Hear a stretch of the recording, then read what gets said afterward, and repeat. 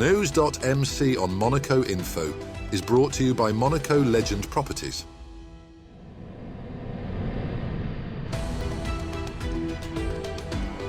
Bringing you news on Monaco's economy, culture, sports and more.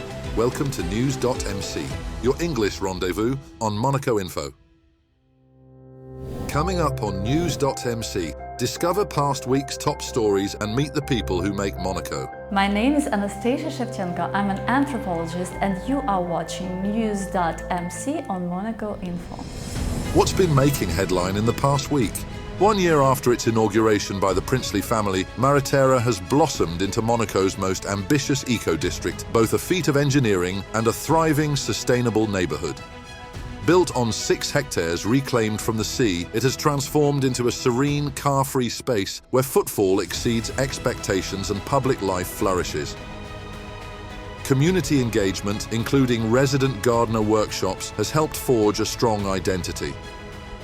Environmentally, Mareterra is a global model, with its successful transplantation of Posidonia seagrass hailed as a marine conservation breakthrough.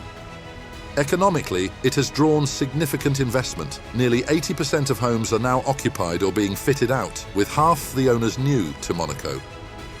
A decade in the making, Mareterra is now fully integrated into daily life, symbolizing Monaco's future, innovative, green, and globally admired.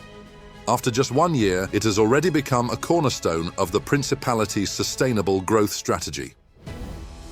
Monaco's firefighters gathered on December the 4th to celebrate Sainte-Barbe, their patron saint, in the presence of His Serene Highness Prince Albert II. The day began with Mass at the Cathedral, led by Archbishop Dominique-Marie David, attended by dignitaries including Minister of State Christophe Mirmand. The ceremony paid tribute to those who serve in dangerous conditions and reaffirmed the Corps' commitment to protecting the Principality.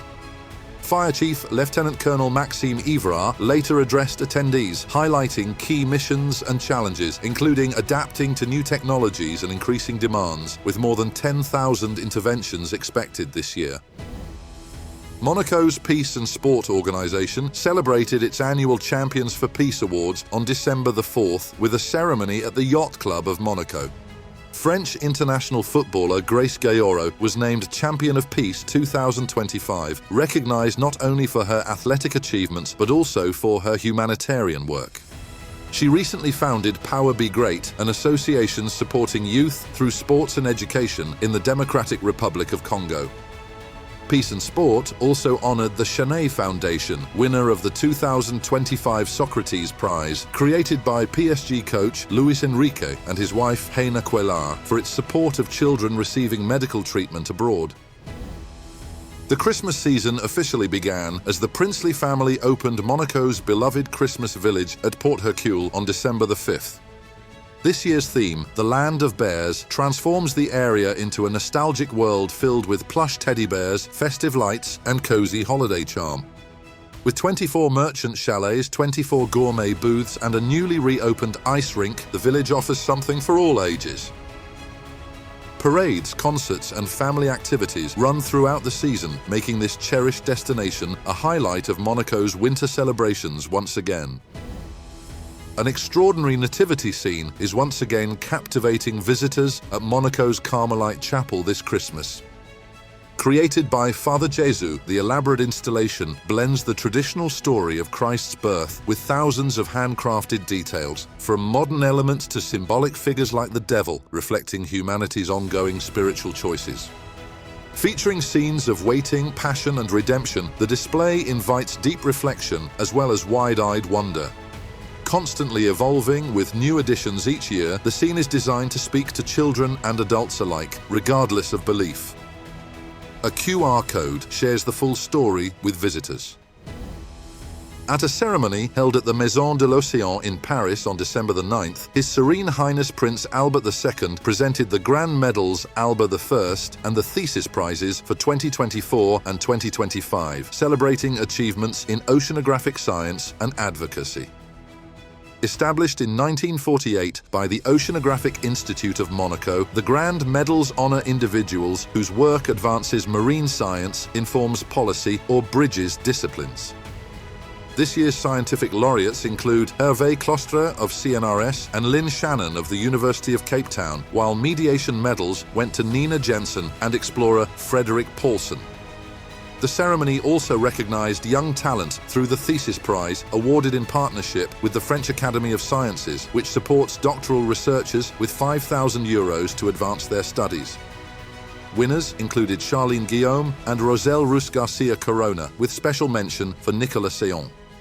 Since 2014, the ceremony has also highlighted public engagement, with recipients often going on to achieve international distinction. The evening closed with a tribute to Professor Philippe Taquet, whose passing marked a great loss to the scientific community. Monaco's cultural landscape has gained a major new addition with the opening of the Caroline Media Library, inaugurated on December 10th by His Serene Highness Prince Albert II, the Princess of Hanover and Charlotte Casiraghi. Located near Collège Charles III, the 2,500 square metre media library brings together Monaco's library, video library, sound library, children's library and toy library under one roof. Open to all and free of charge, it offers over 200,000 resources across all formats, a 120-seat auditorium and dedicated spaces for children, teens, students and researchers.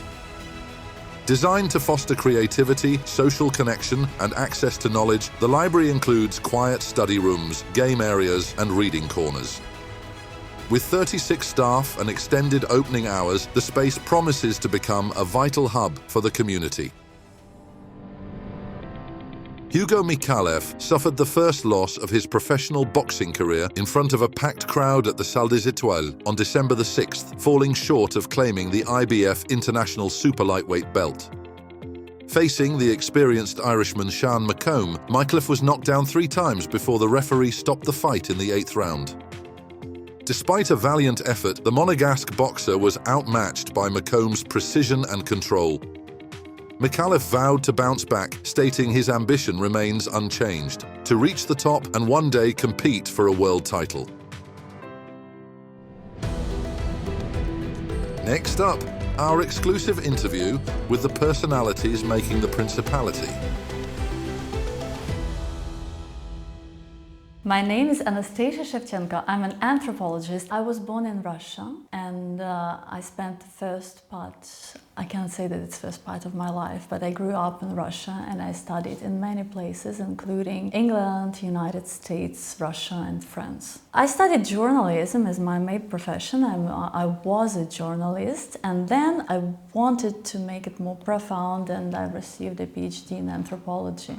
You have to be interested, geniusly interested in people, and that was linked to my profession as I'm an intercultural management expert. That's how I wanted to go further in this direction, and I received an education in anthropology because anthropology learns the society, people around, and what's between what's been said and what is done. So we learn how do people organize life around them and how do they live, in simple words.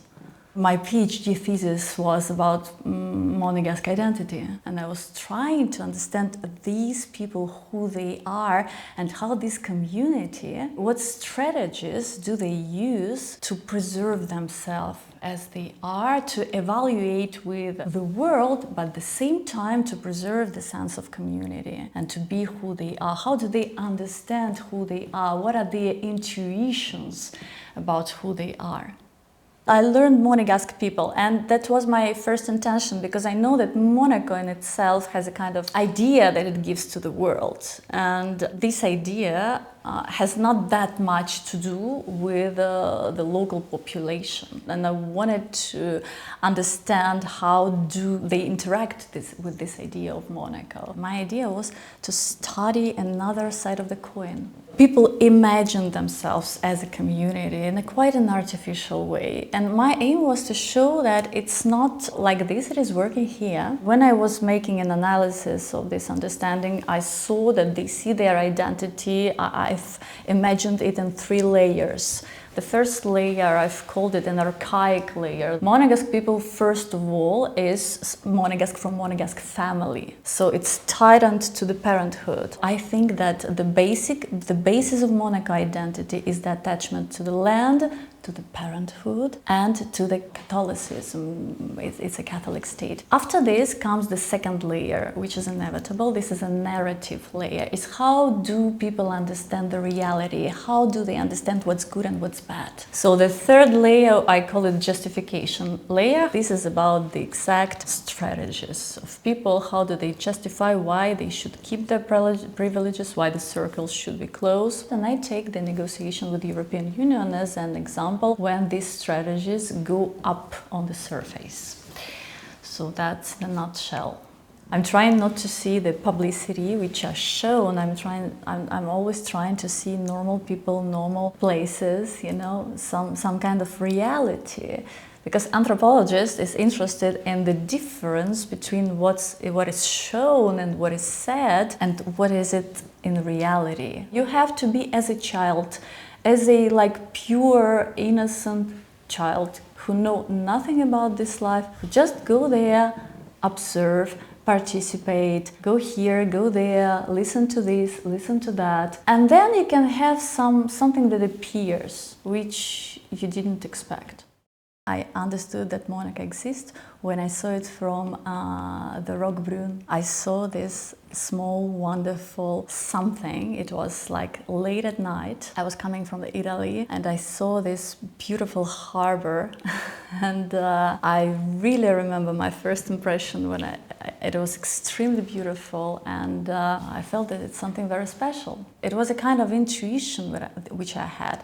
And the first impression when the next day I woke up and I went to walk around, I felt that here everything is different. Before I came to Monaco, I have to say that I saw the whole Russia. I mean, you cannot find on the map a city which I didn't visit. I did it for work purpose.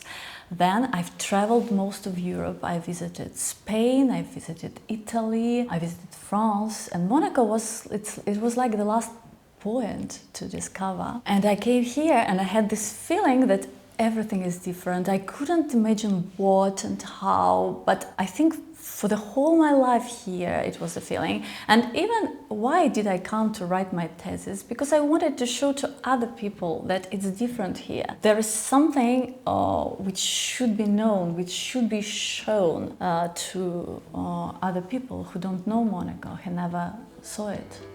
That's all for today. Thank you for watching News.MC, your English rendezvous on Monaco Info. Discover the full interview and more stories on our websites, News.MC and MonacoInfo.com. Next week we will receive Ian Sosso, founder of Monte Carlo Capital. This show is intended to provide a summary of the past week's top stories for the English-speaking audience. For daily and real-time news updates in English, please visit News.MC and subscribe to our free daily newsletter. For French news, visit MonacoInfo.com. This show was brought to you by Monaco Legend Properties.